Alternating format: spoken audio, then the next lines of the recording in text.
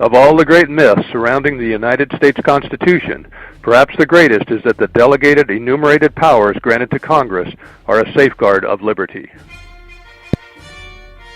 The enumerated powers in the U.S. Constitution were more than enough to lay American liberty in the dust. Patrick Henry's last speech on the final day of the Virginia Constitutional Convention was short and to the point. On the concluding day, Patrick Henry warned the delegates of what he had emphasized constantly for 3 weeks. The delegated powers in the proposed United States Constitution would cancel their blood-bought liberties. The states turned over everything but their political underwear.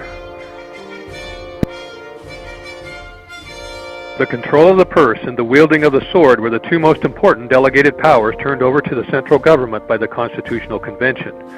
The two most critical enumerated powers of Article I were about to be given from the states to a powerful central government by the Founding Fathers. To Patrick Henry, this was the end of states' rights and the freedom of the people.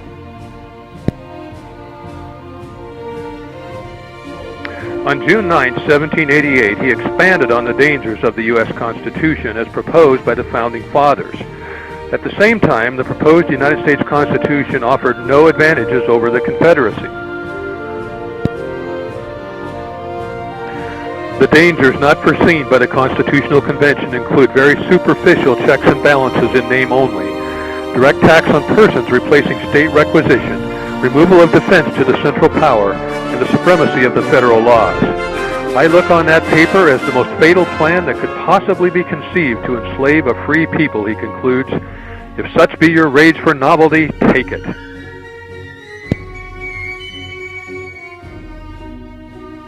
He warned that Congress, quote, may keep armies continually on foot. This unlimited authority is a most dangerous power.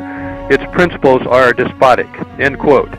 The power to call forth the militia to quell insurrection is likewise granted to Congress, thereby neutering the states, as the Civil War proved. He pointed out the inconsistency of those Founding Fathers who argued that the proposed U.S. Constitution was adequate as it stood, but granted the need for amendment later. Another of the enumerated powers granted by the Constitutional Convention that the anti-federalists condemned was the Treaty Clause.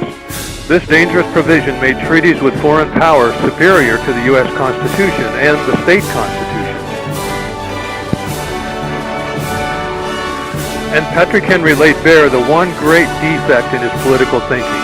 Quote, the great and direct end of government is liberty, he declared.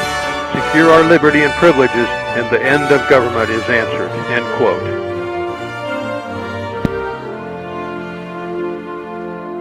On the contrary, the great end of government is the glory of God and obedience to the law of His Son, Jesus Christ.